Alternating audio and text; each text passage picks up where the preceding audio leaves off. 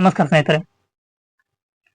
ಒಂದು ಸಲ ನನ್ನ ಬೆಸ್ಟ್ ಫ್ರೆಂಡ್ ಒಬ್ಬ ದೂರ ದೇಶದಲ್ಲಿದ್ದ, ಕುವೈಟಲ್ಲಿ ಏನೋ ಒಬ್ಬ ಪೇಷಂಟ್ ಅನ್ನು ನೋಡುವಂತ ಕೆಲಸ. ರಜೆನೇ ಇಲ್ಲ. ರಜೆ ಮಾಡಿದರೆ ಪೇಷಂಟ್ ಉಳಿಯಲ್ಲ, ಪೇಷಂಟ್ಗೆ ಇವನೇ ಬೇಕು. ಅದಕ್ಕೋಸ್ಕರ ಅಲ್ಲಿ ಸೆಟ್ಲ್ ಆಗಿದ್ದ. ತುಂಬಾ ವರ್ಷಗಳಾಯ್ತು, ಮನೆಗೆ ಬರಲಿಲ್ಲ, ಊರಿಗೆ ಬರಲಿಲ್ಲ. ಸಂಬಳ ಸಾಧಾರಣ 2 ಲಕ್ಷ ಉಂಟು ತಿಂಗಳಿಗೆ. ಇಲ್ಲಿ ನಮ್ಮ ದೇಶದಲ್ಲಿ ಅಂತ ಕೆಲಸ ಇದ್ರೂ ಕೂಡ ಬಹುಶಃ 50,000 ಕೂಡ ಇರ್ಲಿಕ್ಕಿಲ್ಲ. ಆದ್ರೆ ಅಲ್ಲಿ 2 ಲಕ್ಷ ಉಂಟು. ಮನೆಗೆ ಹಣ ಕಳಿಸ್ತಾ ಇರ್ತಾನೆ. ಮದುವೆ ಇಲ್ಲ, ಜಾಲಿ ಇಲ್ಲ, ಎಂಜಾಯ್ಮೆಂಟ್ ಇಲ್ಲ. ಸ್ನೇಹಿತರು ತುಂಬಾ ಜನ ಇದ್ದಾರೆ.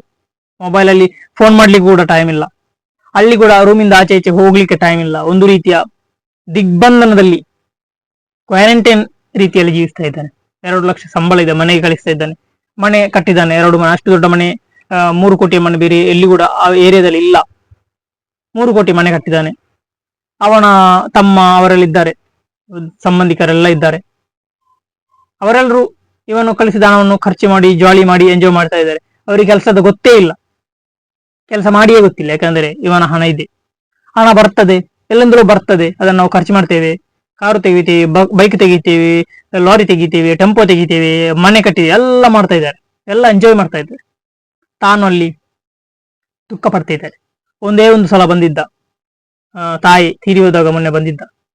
ಒಂದು ದಿವಸ ಇದ್ದ, 8 ಅವರ್ಸ್ ಮಾತ್ರ ರಜೆ ಇತ್ತು. 8 ಅವರ್ಸ್ ಅಲ್ಲಿ ಬಂದು ಹೋದ. 1 ಸೆಕೆಂಡ್ ನಿಂತು ಹೋದ. ದುಃಖಿಸಿದ ನನ್ನಲ್ಲಿ ಹೇಳಿ. ಮೊಬೈಲಲ್ಲಿ ಸ್ವಿಚ್ ಆಫ್. ಮೊಬೈಲ್ ಕೂಡ ವಿಡಿಯೋ ಕಾಲಿಂಗ್ ಮಾಡ್ಲಿಕ್ಕೆಲ್ಲ ಟೈಮ್ ಎಲ್ಲ ಇರಲ್ಲ. ನೋಡಿ ಸ್ನೇಹಿತರೆ, 2 ಲಕ್ಷ ಸಂಬಳ ಇದೆ, ಎಂಜಾಯ್ಮೆಂಟ್ ಇಲ್ಲ. ಹಣ ಎಷ್ಟೋ ಉಂಟು, ರಾಶಿ ರಾಶಿ ಹಣ ಸಿಗ್ತಾ ಉಂಟು ತಿಂಗಳಿಗೆ. ಅಲ್ಲಿ ಬಿದ್ದು ಕೂಡ ಸಿಗ್ತದೆ ಅವರ ಮನೆಯಲ್ಲಿ, ಅಷ್ಟು ಅವರು ಶ್ರೀಮಂತರು ಕುವೈಟ್. ಆದ್ರೆ ಇವರಿಗೆ ಎಂಜಾಯ್ ಇಲ್ಲ. ನೋಡಿ, ದೊಡ್ಡ ಮನೆ ಆಗಿರ್ಬೋದು, ಮನಸ್ಸು ಸಂದಾದ್ರೆ, ಮನಸ್ಸು ದೊಡ್ಡದಿಲ್ಲದಿದ್ದರೆ ಏನು ಪ್ರಯೋಜನ ಇಲ್ಲ. ಎಷ್ಟು ಹಣ ಇದ್ದರೇನು, ಸಂತೋಷ ಇರ್ಬೇಕು.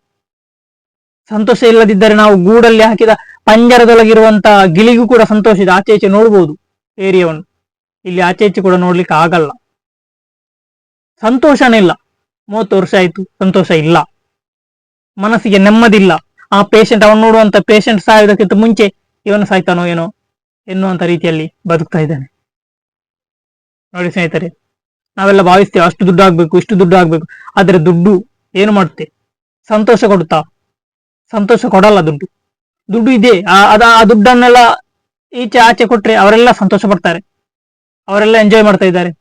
ಅವರ ಫ್ರೆಂಡ್ಸ್, ಸಂಬಂಧಿಕರು, ಮನೆ, ಅದು ಇದು ಎಲ್ಲರೂ ಕೂಡ ಎಂಜಾಯ್ ಮಾಡ್ತಾ ಇದ್ದಾರೆ. ಆದ್ರೆ ಇವನು ದುಡ್ಡಿನ ರಾಶಿಯಲ್ಲಿ ಬಿದ್ದಿದ್ದಾನೆ, ಹೊರಳಾಡ್ತಾ ಇದ್ದಾನೆ. ಆದ್ರೆ ಅಲ್ಲಿ ಅವನಿಗೆ ದುಡ್ಡಿನ ಬೆಲೆ ಇಲ್ಲ. ಅಲ್ಲಿ ಅವನಿಗೆ ದುಡ್ಡಿಗೆ ಬೆಲೆನೇ ಇಲ್ಲ. ಯಾಕಂದ್ರೆ ಅಲ್ಲಿ ಎಲ್ಲಿ ಕೂಡ ಹೋಗ್ಲಿಕ್ಕೆ ಆಗಲ್ಲ. ದುಡ್ಡು ಇದ್ದು ಏನು ಪ್ರಯೋಜನ? ಎಂಜಾಯ್ಮೆಂಟ್ ಬೇಕಲ್ಲ, ಮನಸ್ಸಿಗೆ ಶಾಂತಿ, ನೆಮ್ಮದಿ ಬೇಕು, ಮನಸ್ಸಿಗೆ ಸಂತೋಷ ಬೇಕು. ದುಡ್ಡು ಇದ್ದು ಏನು ಪ್ರಯೋಜನ ಇಲ್ಲ. ಅದಕ್ಕೋಸ್ಕರ ನಾವು ಕೂಡ ದೊಡ್ಡ ದೊಡ್ಡ ದುಡ್ಡಿನ ಅವಶ್ಯಕತೆ ನಮಗೂ ಕೂಡ ಬೇಕಾಗಿಲ್ಲ. ದುಡ್ಡಿದ್ದು ಏನು ಪ್ರಯೋಜನ ಇಲ್ಲ. ಮನಸ್ಸಿಗೆ ನೆಮ್ಮದಿ ಇರಬೇಕು, ಮನಸ್ಸಿಗೆ ಶಾಂತಿ ಇರಬೇಕು, ಮನಸ್ಸಿಗೆ ಸಂತೋಷ ಇರಬೇಕು. ಇದು ಇಲ್ಲದಿದ್ದರೆ ಎಷ್ಟು ದುಡ್ಡಿದ್ದು ಏನು ಪ್ರಯೋಜನ? ನಾವಾದ್ರೆ ಸಾಧಾರಣ ಸಂಬಳದಲ್ಲಿ ವಾರಕ್ಕೊಂದ್ಸಲ ಎಂಜಾಯ್ ಮಾಡ್ತಾರೆ ಇಲ್ಲಿ. ಅವನದನ್ನೇ ಹೇಳ್ತಿದ್ದ.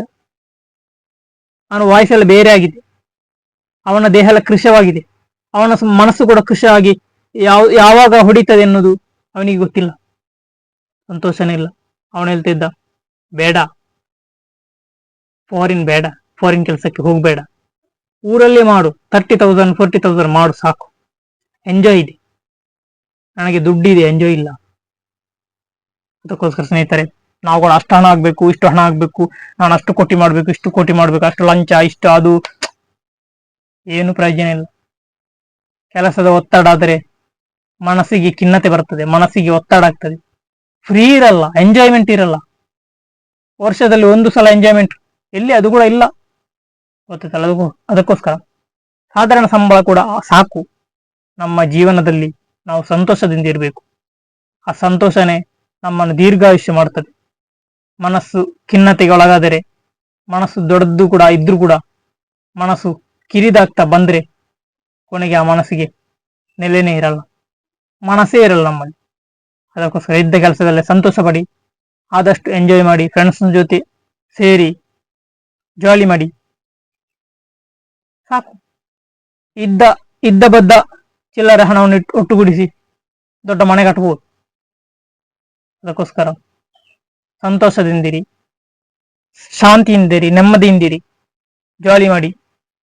ದುಡ್ಡಿದ್ದು ಏನು ಪ್ರಯೋಜನ ಇಲ್ಲ. ದುಡ್ಡಿನ ಜೊತೆ ನೆಮ್ಮದಿ ಕೂಡ ಬೇಕು. ಮನಸ್ಸಿಗೆ ನೆಮ್ಮದಿ ಬೇಕಾದ್ರೆ ಫ್ರೀ ಇರುವಂತ ಕೆಲಸನೇ ಅತಿ ಮುಖ್ಯ. ಅದಕ್ಕೋಸ್ಕರ ಸಂತೋಷದಿಂದಿರಿ. ಧನ್ಯವಾದಗಳು.